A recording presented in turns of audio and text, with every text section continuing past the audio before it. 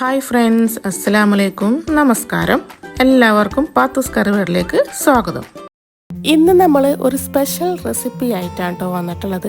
തൽബീന പായസം. തൽബീന വെച്ചിട്ട് ഒരു അടിപൊളി പായസത്തിൻ്റെ റെസിപ്പി ആയിട്ടാണ് വന്നിട്ടുള്ളത്. 1400 വർഷങ്ങൾക്ക് മുമ്പുള്ള ഒരു വിഭവമാണ് ഈ തൽബീന.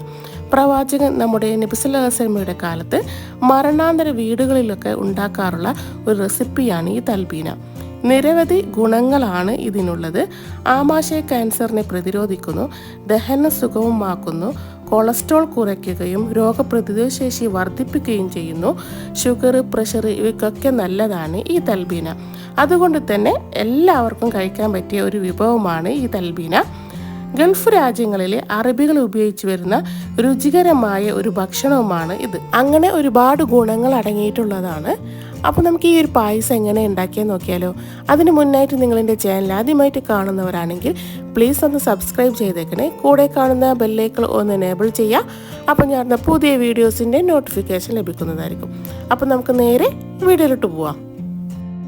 ഈ ഒരു റെസിപ്പി ഉണ്ടാക്കാനായിട്ട് നമുക്ക് വേണ്ടത് ബാർലിയാണ്. ഞാനിവിടെ ഒരു 1.5 ഗ്ലാസ് ബാർലിയാണ് കേട്ടോ എടുത്തിട്ടുള്ളത്. നന്നായിട്ട് കഴുകിയെടുത്തതിന് ശേഷം ഒരു 8 മണിക്കൂറെങ്കിലും നമുക്കിതൊന്ന് കുതിർക്കാൻ വെക്കണം. അപ്പോൾ അങ്ങനെ കുതിർത്ത് വെച്ചിട്ടുള്ള ബാർലിയാണ് കേട്ടോ ഇത്. കാണുമ്പോൾ ശരിക്കും നമുക്ക് ഗോതമ്പിൻ്റെ ഒരു ഷേപ്പിലാണ് ഈ ഒരു ബാർലി ഉണ്ടാവുക. പിന്നെ നമുക്ക് വേണ്ടത് നട്ട്സാണ്. നട്ട്സ് നമുക്ക് ഇഷ്ടമുള്ള നട്ട്സ് വേണമെങ്കിൽ എടുക്കാം കേട്ടോ. ഞാനിവിടെ എടുത്തിട്ടുള്ളത് അണ്ടിപ്പരിപ്പ്, ബദാം, പിസ്ത, കപ്പലണ്ടി ഇവയാണ് എടുത്തിട്ടുള്ളത്. ഇത് ഇതേപോലെ ഒന്ന് ചെറിയതായിട്ടൊന്ന് ക്രഷ് ചെയ്തിട്ട് എടുക്കണം കേട്ടോ. പിന്നെ നമുക്ക് വേണ്ടത് മുന്തിരിയാണ്. മധുരത്തിന് ആവശ്യമായിട്ടുള്ള തേനിൻ്റെ പകരമായിട്ട് നമുക്ക് പഞ്ചസാര ഉപയോഗിക്കാം കേട്ടോ.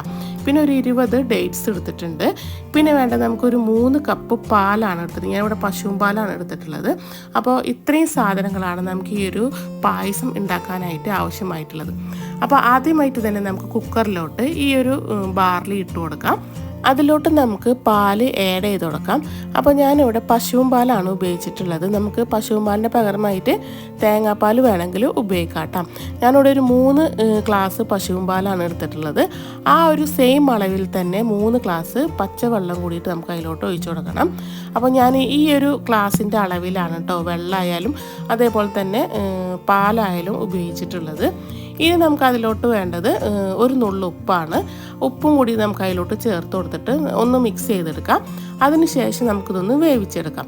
വേവിച്ചെടുക്കുമ്പോൾ ഹൈ ഫ്ലെയിമിലിട്ടിട്ട് ഒരു 2 വിസിലിൽ അടിച്ചെടുക്കുക. അതിനുശേഷം ലോ ഫ്ലെയിമിലാക്കിയിട്ട് ഒരു 5 അല്ലെങ്കിൽ 6 വിസിൽ വരെ നമുക്കിതൊന്ന് വേവിച്ചെടുക്കാം.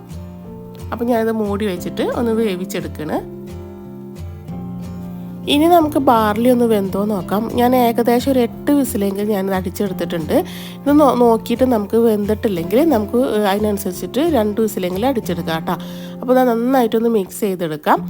അപ്പോൾ നമ്മൾ ബാർലി ഇത് നന്നായിട്ട് വെന്ത് വന്നിട്ടുണ്ട്. ഇനി നമുക്ക് ഫ്ലെയിം ഒന്ന് ചെറുതായിട്ട് ഒന്ന് കുറച്ച് കൊടുത്തതിന് ശേഷം അതിലോട്ട് നമുക്ക് ഒരു 3 ഏലക്ക അതേപോലെ തന്നെ 2 കഷ്ണം പട്ടയും കൂടി ചേർത്ത് കൊടുക്കാം. എന്നിട്ട് ഒന്നുകൂടി ഒന്ന് മിക്സ് ചെയ്തെടുക്കാം. പിന്നെ ഞാൻ ഇതിലോട്ട് ഒരു 1/2 ഗ്ലാസ് പാലും കൂടി ഇതിലോട്ട് ഒഴിച്ചു കൊടുക്കുന്നുണ്ട്. നമുക്ക് ഈ ഒരു പായസം ചൂടാറുമ്പോൾ കുറച്ചുകൂടി ഒന്ന് കട്ടിയായിട്ട് വരും. അപ്പോൾ നമുക്ക് അതിനനുസരിച്ചിട്ട് പാല് ആഡ് ചെയ്ത് കൊടുക്കാം കേട്ടോ. അപ്പോൾ ഞാനിവിടെ ഒരു 1/2 ഗ്ലാസ് പാലും കൂടി ഇതിലോട്ട് ഒഴിച്ചു കൊടുത്തിട്ടുണ്ട്. അപ്പോൾ ടോട്ടലി ഞാനിവിടെ 3.5 ഗ്ലാസ് പാലാണ് ഇതിലോട്ട് ഒഴിച്ചു കൊടുത്തിട്ടുള്ളത്. ഇനി നമുക്ക് നന്നായിട്ടൊന്ന് മിക്സ് ചെയ്തെടുക്കാം. ഇനി അതിലോട്ട് നമ്മൾ നേരത്തെ മാറ്റി വെച്ചിട്ടുള്ള മുന്തിരിയും അതേപോലെ തന്നെ ഈത്തപ്പഴം കൂടി അതിലോട്ട് ചേർത്ത് കൊടുക്കാം. ഞാനിവിടെ ഈത്തപ്പഴം ചെറിയ ചെറിയ പീസാക്കിയിട്ട് കട്ട് ചെയ്തിട്ടുണ്ട് കേട്ടോ. അതും കൂടി അതിലോട്ട് ഇട്ട് കൊടുക്കാം. ഇനി നമുക്കിതൊന്നും കൂടി ഒന്ന് മിക്സ് ചെയ്തെടുക്കാം. ഇനി അതിലോട്ട് നമുക്ക് നേരത്തെ നമ്മൾ പൊടിച്ച് വെച്ചിട്ടുള്ള നട്ട്സ് ചേർത്ത് കൊടുക്കാം കേട്ടോ. അപ്പോൾ അതും കൂടി അതിലോട്ട് ചേർത്ത് കൊടുക്കാം. കുറച്ച് നട്ട്സ് ഞാൻ കുറച്ച് മാറ്റി വെച്ചിട്ടുണ്ട്. നമുക്ക് ലാസ്റ്റ് ഒന്ന് ഡെക്കറേഷൻ ചെയ്യാൻ വേണ്ടിയിട്ടാണ്. ആ നട്ട്സും കൂടി ചേർത്ത് കൊടുത്തിട്ട് ഒന്ന് മിക്സ് ചെയ്തെടുക്കാം. പിന്നെ നമുക്ക് മധുരത്തിന് ആവശ്യമായിട്ടുള്ള തേൻ ഒഴിച്ചു കൊടുക്കാം. അപ്പോൾ ഞാനിവിടെ ഒരു 4 ടേബിൾ സ്പൂൺ തേനാണ് ഒഴിച്ചു കൊടുത്തിട്ടുള്ളത്. നിങ്ങൾക്ക് മധുരം എത്രയാണോ വേണ്ടതെന്ന് വെച്ചാൽ അതിനനുസരിച്ചിട്ട് ചേർത്ത് കൊടുക്കാം കേട്ടോ. അപ്പോൾ ഈ തേനിൻ്റെ പകരമായിട്ട് നമുക്ക് പഞ്ചസാരയും ചേർത്ത് കൊടുക്കാം. ഓരോരുത്തരുടെ മധുരത്തിനനുസരിച്ചിട്ട് നമുക്ക് പഞ്ചസാരയുടെ അളവ് കൂട്ടി കൊടുക്കാം കേട്ടോ. പഞ്ചസാര ആയാലും അതേപോലെ തന്നെ തേനായാലും നമുക്കതിൻ്റെ അളവിനനുസരിച്ചിട്ട് കൂട്ടി കൊടുത്താൽ മതി. അപ്പോൾ തേൻ ഒഴിച്ചു കൊടുത്തതിന് ശേഷം നമുക്ക് നന്നായിട്ടൊന്ന് മിക്സ് ചെയ്തെടുക്കാം. ഇനി നമുക്ക് സ്റ്റൗ ഓഫ് ചെയ്തെടുക്കാം കേട്ടോ. അപ്പോൾ ഇത്രയേ ഉള്ളൂ നമുക്ക് ഈ ഒരു തൽബീന പായസം ഉണ്ടാക്കാനായിട്ട്.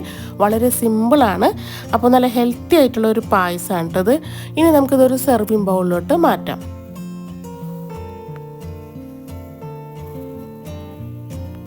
അപ്പോൾ നമ്മളെ വെറൈറ്റി ആയിട്ടുള്ള ബാർലി പായസം ഇതവിടെ റെഡി ആയിരിക്കുകയാണ്. ഇത് നമുക്ക് വെയിറ്റ് ലോസ് ആയിട്ടൊക്കെ കഴിക്കാവുന്നതാണ് കേട്ടോ. അത്താഴത്തിനും അതേപോലെ തന്നെ ഇഫ്താറിനൊക്കെ വളരെ സിമ്പിളായിട്ട് ഉണ്ടാക്കാൻ പറ്റിയിട്ടുള്ള ഒരു റെസിപ്പി തന്നെയാണിത്. ഇത് നമുക്ക് ആരോഗ്യത്തിനൊക്കെ നല്ലതാണ്. ഈ ഒരു ബാർലിയുടെ പൊടി ഉപയോഗിച്ചിട്ട് നമുക്കിത് ചെയ്യാവുന്നതാണ് കേട്ടോ. പിന്നെ നമുക്ക് ഈ ഒരു നട്ട്സ് ഇല്ലെങ്കിലും നമുക്ക് ഈ ഒരു ബാർലി ചെയ്യാവുന്നതാണ്. നമ്മളിലുള്ള ഏത് നട്ട്സ് വേണമെങ്കിലും നമുക്ക് ഇതിലോട്ട് ഉപയോഗിക്കാം. അപ്പോൾ ഈ രീതിയിൽ ബാർലി ഉപയോഗിച്ചിട്ട് നിങ്ങൾ ചെയ്തു നോക്കുക. ഒരു വെറൈറ്റി ടേസ്റ്റ് തന്നെയാണ്. അപ്പോൾ എല്ലാവർക്കും ഈ ഒരു വീഡിയോ ഇഷ്ടമായി എന്ന് വിചാരിക്കുകയാണ്. വീഡിയോ ഇഷ്ടമായെങ്കിൽ ലൈക്ക് ചെയ്യുക, ഷെയർ ചെയ്യുക, കമൻറ്റ് ചെയ്യുക. സബ്സ്ക്രൈബ് ചെയ്യാത്തവരുണ്ടെങ്കിൽ ഒന്ന് സബ്സ്ക്രൈബ് ചെയ്യുക. അപ്പോൾ നമുക്ക് അടുത്ത പുതിയൊരു വീഡിയോയിൽ കാണാം.